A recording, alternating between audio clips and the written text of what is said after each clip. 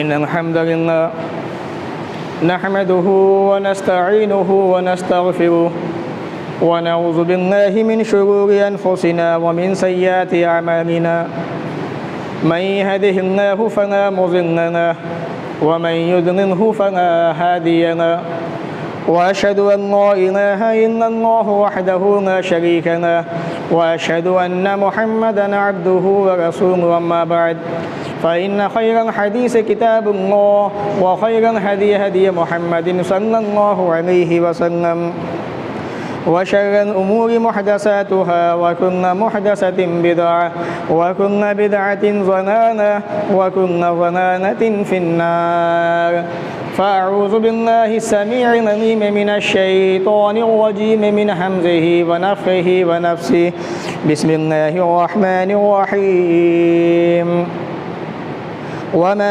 आताकुमुर रसूलु फ़ख़ुज़ूहु वमा नहाकुम अन्हु फ़न्तहू वक़ाल नबी सल्लल्लाहु अलैहि वसल्लम अल मुस्लिम मन सलिमल मुस्लिमून मिन लिसानिहि व यदिहि रवाहुल बुख़ारी फ़ी किताबिल ईमान रब्बि इश्रह ली सदरी व यस्सिर ली अमरी वहलुल उक़दतम मिन लिसानी यफ़क़हू क़ौली रब्बि ज़िदनी इल्मा आमीन अल्लाहुम्मा रब्बि ज़िदनी इल्मा आमीन।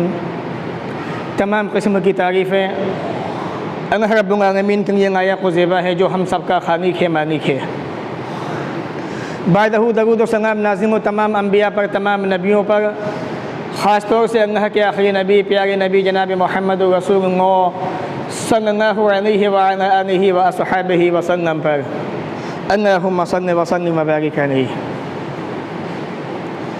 सामीईन, आज के इस जुमा के खुतबे के अंदर मुसलमानों के लिए, मुस्लिम समाज के लिए चंद नसीहतें लेके हाजिर हुआ हूँ। अल्लाह रब्बुल आलमीन से दुआ कर लेते हैं कि वो हमें इन बातों को सुनने के बाद अमल की भी तौफ़ीक़ अता फ़रमाए। हालात हम सब के सामने है कि वक्त कैसे गुज़र रहा है, दिन रात किस तरीक़े से काटे जा रहे हैं।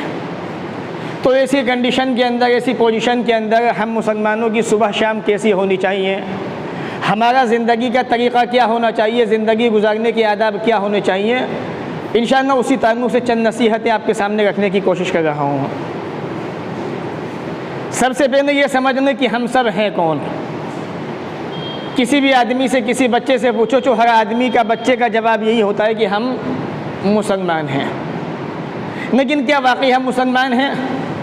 जिस तरीक़े से रब्बुल आलमीन ने हमें एक इस्लामी परिवार के अंदर पैदा किया, तो अल्लाह रब्बुल आलमीन ने रसूल अकरम सल्लल्लाहु अलैहि वसल्लम ने जो हमारे सामने किताब व सुन्नत की तालीम रखी है, क्या वाकई हम उस एतबार से मुसलमान हैं या नहीं हैं? हमारा ये दावा कि हम तो मुसलमान हैं, हमने कलमे शहादत का इक़रार किया है, क्या हमने उसका इक़रार करने के बाद अपनी ज़िंदगी को वैसा बनाया कि नहीं बनाया? नहीं बनाया तो क्यों नहीं बनाया? इसके अंदर कमी किसकी रही? हमारी कमी रही या हमारे गार्जियन की कमी रही? हमारे माँ बाप जिनके बारे में रब्बुल आलमीन ने कुरान मजीद के अंदर बड़ी प्यारी तालीम बयान की है, तो मैं सबसे पहले इन्हीं गार्जियन को टारगेट करना चाहूँगा आज के मौजू के अंदर कि अल्लाह रब्बुल आलमीन ने आपका मकाम क्या रखा है। अपने मकाम को समझे। पहले अल्लाह ने आपको ये मकाम क्यों दिया? अल्लाह फरमाता है सूरह बनी इसराइल सूरह नंबर 17 आयत नंबर 23 के अंदर, वक़ज़ा रब्बुका अल्ला तअबुदू इल्ला इय्याहु व बिल वालिदैनि इहसाना। तुम्हारे रब का ये फैसला है, उसके सिवा किसी की इबादत न करो और माँ बाप के साथ में अच्छा सलूक करो। क्या एक मुसलमान होने के एतबार से हम रब की 5 वक्त का इबादत कर रहे हैं? क्या रब ने हमें एक मुसलमान परिवार में पैदा किया? क्या हम उस एतबार से अपने रब को 5 मरतबा 5 वक्त याद कर रहे हैं कि नहीं कर रहे हैं? क्यों नहीं कर रहे हैं? व बिल वालिदैनि इहसाना, अपने माँ बाप के साथ में अच्छा सलूक कीजिए। आखिर ऐसी क्या वजह है कि रब ने अपनी इबादत के बाद माँ बाप का दर्जा इतना ऊंचा रखा है? इसीलिए ताकि माँ बाप अपने बच्चों की अच्छी तरबियत करें, माँ बाप उनको अच्छा दीन सिखाएं, उनकी अच्छी तालीम और तरबियत कर सकें, उनको अच्छा अदब सिखा सकें। लेकिन क्या इतना ऊंचा मकाम होने के बाद अल्लाह रब्बुल आलमीन ने अपनी इबादत के बाद माँ बाप का दर्जा बयान किया? क्या गार्जियन माँ बाप अपने बच्चों को वो नसीहत कर रहे हैं कि नहीं कर रहे हैं? अगर नहीं तो क्यों नहीं? अल्लाह ने आपका इतना ऊंचा दर्जा रखा है तो सबसे पहले जिम्मेदारी माँ बाप की बनती है। अपने बच्चों को दीन सिखाएं, अपने बच्चों को अच्छी तालीम दें, अच्छी तरबियत दें, बच्चों को घंटे तो घंटे अपने पास बिठाएं। बड़ों का अदब, छोटों से प्यार, बड़ों की इज्जत, नमाज की पाबंदी, ये सारी चीज़ें कौन बताएगा? ये घर के अंदर माँ बाप की जिम्मेदारी है। अल्लाह ने माँ का दर्जा इतना ऊंचा क्यों? एक सहाबी अल्लाह के रसूल के पास आए, कहा अल्लाह के नबी, मन अहक़ुन्नास बिहुस्न सहाबती, सबसे ज़्यादा मैं अच्छा सलूक किसके साथ में करूँ? अल्लाह के नबी ने 3 मरतबा फरमाया अपनी माँ के साथ में, 4थी मरतबा कहा अपने बाप के साथ में। शरीयत ने रब की इबादत के बाद सबसे ऊंचा दर्जा माँ को दिया, फिर बाप को दिया। सही बुखारी किताबुल अदब हदीस नंबर 5971 उठा के देखें आप। सबसे ऊंचा दर्जा माँ का, फिर बाप का। बच्चों की तरबियत की जिम्मेदारी पहले माँ की बनती है, इसके बाद बाप की। क्यों? अल्लाह के प्यारे नबी सल्लल्लाहु अलैहि वसल्लम फरमाते हैं अन वालिद औसत अबू आबिन जन्ना, बाप जो है जन्नत का दरमियानी दरवाज़ा है। अब चाहो तो इसको ज़ाये कर दो बाप की नाफरमानी करके, या चाहो तो बाप की बात मानकर उसकी इताअत करके उस दरवाज़े की हिफाजत कीजिए। इब्न माजा हदीस नंबर 3663। तो मेन पॉइंट यहाँ पर 2, माँ और बाप। सबसे पहले जिम्मेदारी इनकी बनती है बच्चे को संवारने की, बच्चे को अच्छी तरबियत देने की। तो मैं तमाम गार्जियन से ये कहना चाहूँगा, उनको बन के निशाना बनाना चाह रहा हूँ मैं उनको खुतबे के अंदर, कि आप अपने बच्चों को कितनी अच्छी तालीम दे रहे हैं, आप अपने बच्चों को कितना अदब सिखा रहे हैं। आपके बच्चों के अंदर अखलाक क्यों नहीं है? आपके बच्चों के अंदर दीनी मेयार क्यों नहीं है? दीनी तालीम क्यों नहीं है? बच्चे कुरान के नज़दीक क्यों नहीं है? बच्चे कुरान क्यों पढ़े हुए नहीं है? रब ने आपको इतना ऊंचा मकाम दिया, माँ को, उसके बाद बाप को। क्या जिम्मेदारी है आपकी इस्लाम के अंदर? आप कितनी जिम्मेदारी अपनी निभा रहे हैं, ज़रा आप इस चीज़ को देखें। अल्लाह रब्बुल आलमीन ने कुरान मजीद में इसी बात को बड़े अच्छे अंदाज में बयान किया है, तुम्हारा रब का फैसला है, उसके सिवा किसी की इबादत ना करो, माँ बाप के साथ में एहसान। अब होता क्या है, बच्चा माँ बाप की बात नहीं मानता। अब माँ बाप शिकवे शिकायत करते हैं रिश्तेदारों से, पड़ोसियों से, कभी कभी मौका हुआ तो इमाम साहब से भी। लेकिन शिकायत करने से पहले माँ बाप को सोचना चाहिए कि हमने अपने बच्चे को बचपन से लेकर आगे तक कितना अदब सिखाया। बड़ों का अदब, बड़ों की इज़्ज़त, छोटों से शफ़क़त प्यार, बड़ों को देख के सलाम, नमाज की पाबंदी हमने कितना उनको सिखाया? कुछ भी नहीं। जब नहीं सिखाया तो भुगतिए। जाहिर सी बात है, जब बच्चे को दीनी तालीम नहीं दोगे तो ये चीज़ तो भुगतनी पड़ेगी। तो हम सब की जिम्मेदारी सबसे पहले बनती है अपने बच्चों को दीन सिखाएं, अपने बच्चों को नमाज सिखाएं, अदब सिखाएं, अखलाक सिखाएं। ये इस्लामी तालीम है। हर आदमी ज़िम्मेदार है इस्लाम के अंदर। सही बुखारी उठा के देखिए आप, कुल्लुकुम राइन व कुल्लुकुम मसऊलुन अन रइयतिही। हर आदमी ज़िम्मेदार है, हर आदमी को ज़िम्मेदारी के बारे में जवाब देना होगा क़यामत के दिन। कितना आप अपनी ज़िम्मेदारी को समझ रहे हैं? कितना आपने अपनी ज़िम्मेदारी को समझा? बच्चों को नसीहतें की, रिश्तेदारी को निभाया, पड़ोसियों के हुकूक अदा किए, कितना किया? ये कमियां हमारे अंदर हैं, इनको अपने अंदर से निकालने की कोशिश कीजिए। दुनिया का माहौल देख के हम परेशान हो जाते हैं कि पता नहीं क्या होगा। अल्लाह रहम फरमाए, हालात कैसे रहेंगे आने वाले टाइम में? बच्चों का क्या होगा?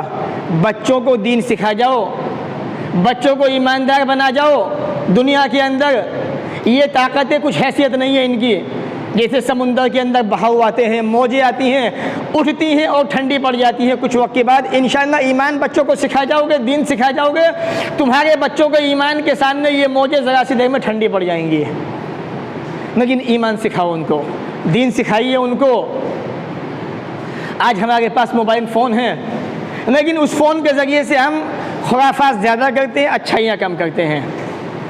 आज आप देख लें, जगह जगह जब से लॉकडाउन हुआ है तब से अब तक इस्लामी अक़ीदे के ताल्लुक़ से मुख्तलिफ़ उम्मा किराम अपनी अपनी वीडियो बना रहे हैं। हालात को देख के, क्यों वक्त बड़ा नाजुक है, ईमान की इस्लाह नहीं हुई, अकीदे की इस्लाह नहीं हुई, तो इंसान की दुनिया भी ख़राब, आखिरत भी ख़राब।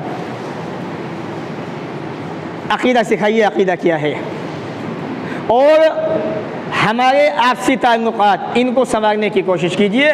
ज़रा सी बात पे लड़ाई झगड़े फसाद, ये अच्छी चीज़ नहीं है। बच्चा जब छोटा हो उसको छोटेपन से ही कलमा सिखाइए, दुआएं सिखाइए, ये सारी बातें बताइए, और जब वो 7 साल का हो जाए तो नमाज सिखाइए। अल्लाह के प्यारे नबी सल्लल्लाहु अलैहि वसल्लम फरमाते हैं, मुरु औलादकुम बिस्सला वहुम अबनाउ 7 सिनीन वज़रिबुहुम अलैहा वहुम अबनाउ 10 सिनीन। अबू दाऊद किताबुस्सलाह हदीस नंबर 495। जब बच्चा 7 साल का हो जाए नमाज की तालीम दो। आज बच्चे हट्टे कट्टे नौजवान हो चुके हैं, लेकिन क्या मजा नहीं कि वो मस्जिद में आ जाएं। क्यों?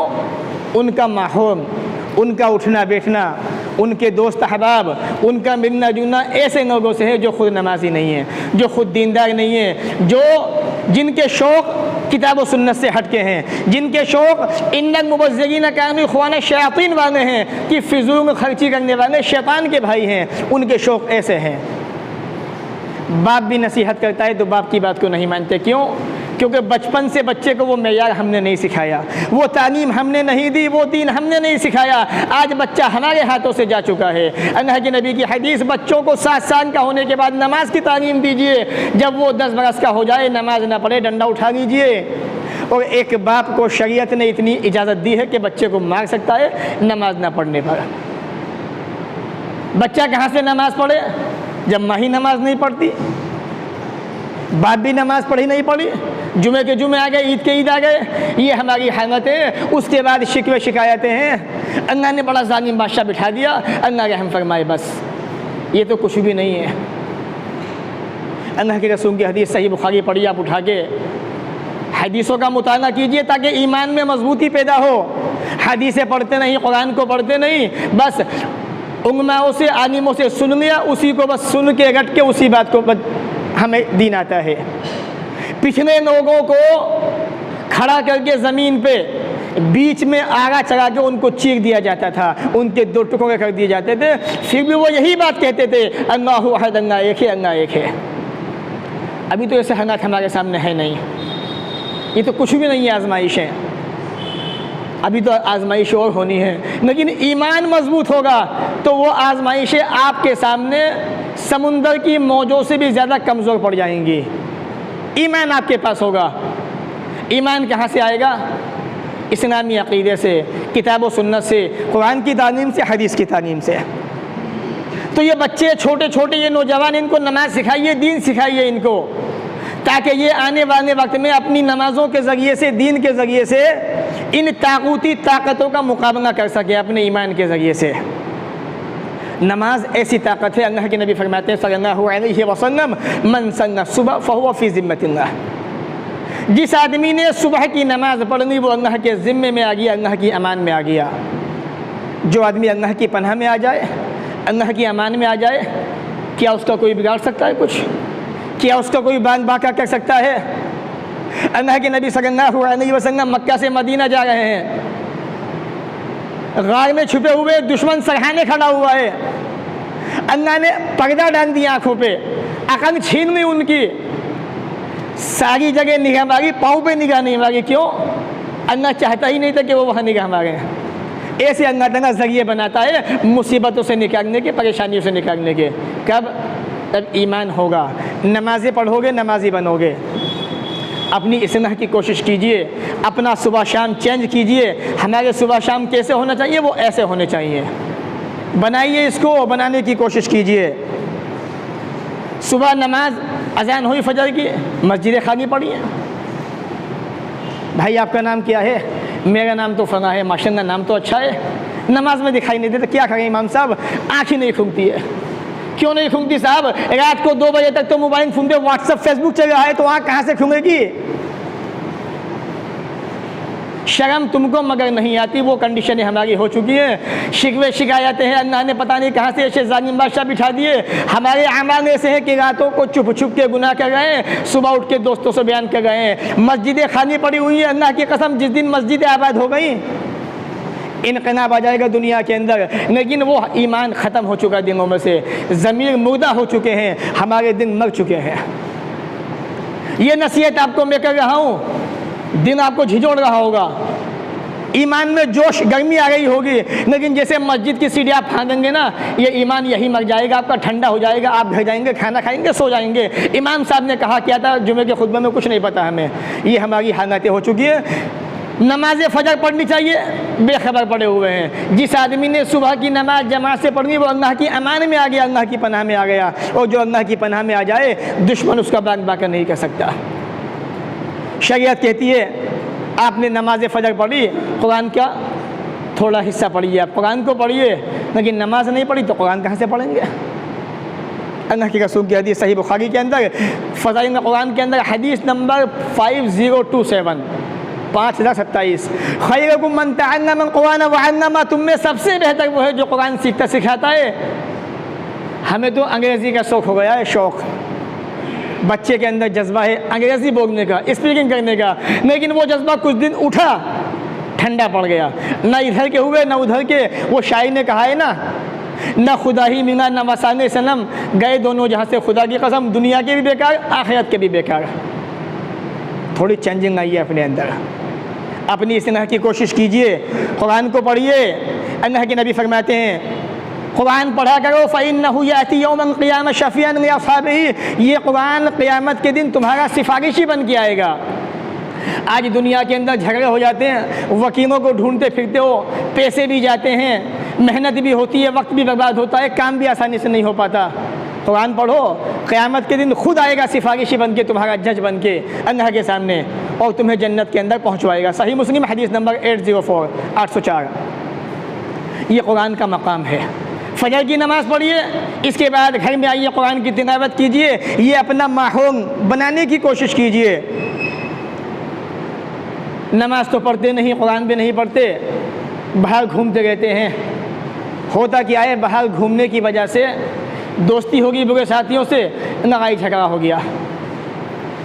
झगड़ा होना था, गाली गलौज पे आ गए, एक मुसलमान के मुँह से गाली, नाउज़ुबिल्लाह, बड़ी अजीब चीज़ है। आज माहौल ऐसा हो गया है, अनपढ़ गंवार हो, पढ़ा लिखा हो, ज़रा सी देर में इंसान अपने हैसियत को, अपने मकाम को भूल जाता है। मैं मुसलमान हूँ, मैं भी आपसे कहूँ, आप भी कहेंगे मुसलमान हूँ, लेकिन मुसलमान कहते किसे कभी गौर नहीं किया आपने ना हमने। सही बुखारी की किताबों में ईमान उठाइए, ईमान भी ताज़ा होगा, मजबूत होगा। अल मुस्लिम मन सलिमल मुस्लिमूना मिन लिसानिही व यदिही, सच्चा पक्का मुसलमान वो है जिसकी ज़बान से और जिसके हाथ से दूसरा मुसलमान महफूज रहे, उसे आपकी ज़बान से तकलीफ़ ना पहुँचे, आपके हाथ से नुकसान ना पहुँचे, तब जाके आप मुसलमान बनते हैं। लेकिन चूँकि दीनी तालीम है नहीं, अपनी इस्लाह करना चाहते नहीं है, सुबह शाम ऐसे गुजर रहे हैं, सुबह होती है शाम होती है, उम्र यूँ ही तमाम होती है, पता नहीं कब सुबह हो गई कब शाम हो गई, ना नमाज़ें पढ़ी और ना ही कुछ दीन सीखा, ना लोगों से मिले, ना रिश्तेदारों से मिले, ना किसी का हक़ अदा किया, और शाम ऐसी होगी रात भी हो गई, ज़िंदगी ऐसे ही गुजर रही है। तो थोड़ी चेंजिंग आई है अपने अंदर। झगड़ा हुआ, गाने गलौज पे आमादा हो गए। अल्लाह के नबी सल्लल्लाहु अलैहि वसल्लम फरमाते हैं अर्बाउन, याद रखिएगा, भूलिएगा मत, अपने दिमाग के अंदर घुसेड़िए, दिन के अंदर घुसेड़िए, पेवस कीजिए इस बात को। अर्बाउन, 4 बुरी खसलतें, 4 बुरी आदतें, मन कुन्न फीह, जिस आदमी के अंदर आ गई, काना मुनाफिकन खालिसा, वो शुद्ध प्योर मुनाफिक बन जाएगा। मार्केट जाते हैं घी लेने के लिए, भाई देसी घी ओरिजिनल है कि नहीं है, प्योर है कि नहीं है, हाँ जी ओरिजिनल है, आपने ख़रीदा। अगर ये 4 बुरी आदतें किसी इंसान में आ गई, खालिस शुद्ध प्योर मुनाफिक बन जाएगा वो आदमी। मुनाफिक 2 तरह का होता है, एतकादी मुनाफिक, अमली मुनाफिक। एतकादी मुनाफिक हमेशा जहन्नम के अंदर, अमली मुनाफिक कुछ वक्त में जहन्नम में, बाद में जन्नत में। तो अमली मुनाफिक बन जाएगा वो आदमी। वो 4 आदतें क्या हैं? अगर इनमें से कोई एक आदत आ गई तो निफाक की एक आदत उसके अंदर आ गई। इज़ा तुमिना खाना, अगर उसको अमानत दी जाए उसमें ख़यानत कर जाता है, ये बुरी आदत हमारे अंदर आ चुकी है। वइज़ा हद्दस कज़बा, जब बात करता है तो झूठ बोलता है। मोबाइल फ़ोन से बात करें 100% के अंदर 95% झूठ। फेस टू फेस बात करें तो वहाँ भी 50 से 60% झूठ। ये आदतें किसकी हैं? मुसलमानों की। मुसलमान हैं हम, झूठ हम बोल रहे हैं।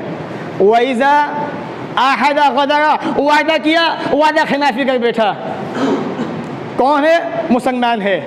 वह अल्लाह के रसूल का ज़माना है, यहूदी आ रहे हैं किसके पास? अल्लाह के रसूल के पास। या रसूलल्लाह, हम किसी सफ़र पे जाना चाहते हैं, ये हमारी अमानत है, अपने पास रखिए आप। अल्लाह के नबी रख रहे हैं। यहूदी वापस आया, उसकी अमानत वापस दे दी गई। आज मुसलमान को अमानत दी गई, पता चला वो अमानत ही ज़ाय हो गई, ख़त्म, सौंपी नहीं। हम कौन है? हम मुसलमान हैं। ज़रा मुहासबा कीजिए, अपने अंदर झांकने की कोशिश कीजिए कि इस्लामी तालीम हमें क्या सिखा रही है, हम कहाँ जा रहे हैं, हमारी ज़िंदगियाँ कैसी गुजर रही हैं, हम ऐसे क्यों हो गए हैं, हम समझना क्यों नहीं चाहते, हम अपनी ज़िम्मेदारी को क्यों नहीं समझते, हम दीन की तरफ क्यों नहीं आना चाहते, हम दीनदार क्यों नहीं बनना चाहते, हम दीन को अपनाना क्यों नहीं चाहते। चौथी बुरी आदत, वैज़ा ख़ासमा फजरा, झगड़ा हुआ फ़ौरन गाने की गूंज पे आमादा हुआ। लेकिन जब यही झगड़ा ना, जब ये आपस में होता है तो गाने की गूंज, जब यही झगड़ा किसी गैर कौम से होता है, गैर आदमी से, तो भीगी बिन्नी बन गया वो। अब तक तो मुसलमान के सामने शेर बन रहा था, दहाड़ रहा था एक मुसलमान के ऊपर, उसकी हवा निकल गई। क्यों? अब सामने दूसरी पार्टी आ गई है, हिम्मत नहीं है उसके कहने की कुछ। ऐसा क्यों? ईमान मर चुका है, ईमान मुर्दा हो चुका है। ईमान को जगाने की कोशिश कीजिए, कुरान की तिलावत कीजिए, ईमान ताज़ा होगा। कुरान को तर्जुमे से पढ़िए, ईमान में ताज़गी आएगी। अल्लाह के रसूल की हदीस से पढ़िए, ईमान में ईमान बेदार होगा। तो ये 4 बुरी आदतें जिसमें आ गई वो मुनाफिक बन गया। और बदकिस्मती हम मुसलमानों की है कि ये 4 बुरी आदतें हम सब के अंदर कहीं ना कहीं मौजूद हैं। इनको निकालिए अपने अंदर से। मुनाफिक इस्लाम के सबसे बड़े दुश्मन। आज हम उन्हीं की किरदार को अपनाने की कोशिश कर रहे हैं, तो अपने अंदर से इनको ख़त्म करने की कोशिश कीजिए। ये बुरी आदतें हैं, बुरी खसलतें हैं। बच्चों को दीन सिखाइए। हमारे बच्चे ऐसे हो गए, ज़रा सी बात क्या हो गई, झगड़ा हुआ, अब बात आई फैसले की, इंसाफ की। एक तो आदमी गलती मानने को तैयार नहीं और उस पर झूठी कसम खाने को तैयार है। अभी कुछ दिन का वाक़या, यहीं का वाक़या आपकी से कनौनी का। 2 अजनबी आदमी बाइक से आ रहे थे, झगड़ा हो गया आपस में, तो एक बोला चल मस्जिद में चल, मैं कसम खाता हूँ। आज मस्जिदें इसीलिए बची हैं बस, आज मस्जिदें बनी ही इसीलिए है बस कि मुसलमान वहाँ आके कसम खा सके कि सच्चा हूँ कि झूठा हूँ। बस नमाज तो पढ़ना हम चाहते नहीं हैं और उम्मीद अल्लाह से लगाए हुए हैं, अल्लाह हमारा ये काम क्यों नहीं होता, हमने कौन सा गुनाह किया अल्लाह ऐसा, हमने कौन सा किसका क्या बिगाड़ दिया। सबसे बड़े मुजरिम तो हम यहाँ पे हैं कि नमाज ही नहीं पढ़ते। कसमें खाई जा रही हैं झूठी, मस्जिदों के अंदर बाहर भी, तेरी कसम, बाप की कसम, माँ की कसम। ये कमी किसकी? माँ बाप की वजह से। माँ बाप ने बच्चों को दीन नहीं सिखाया, बच्चे यहाँ तक पहुँच गए। अल्लाह के रसूल की हदीस है, हदीस की किताब के अंदर, ना तहनफू, ना कसम खाओ बे आबाएकुम, अपने बाप दादा की, वना बे उम्महातिकुम, ना अपनी माओं की, वना बिन अंदाज, ना गैरुल्लाह की कसम खाओ। आज मुसलमान फ़ना बाबा की कसम, फ़ना ने मज़ार की कसम, फ़ना ने उसकी कसम, तेरी कसम, माँ की कसम, उसकी कसम, ये हमारी हालतें हो चुकी हैं, जबकि इस्लाम के अंदर इसकी सख्ती से ममानियत है। अल्लाह के नबी फरमाते हैं वला तहलिफू बिल्लाह इन्ना व अंतुम सादिक़ून, कसम खानी है सच्ची कसम खाओ, और अल्लाह की कसम खाओ सच्ची हालत में भी। अबू दाऊद किताबुल ऐमान वन नुज़ूर हदीस नंबर 3248।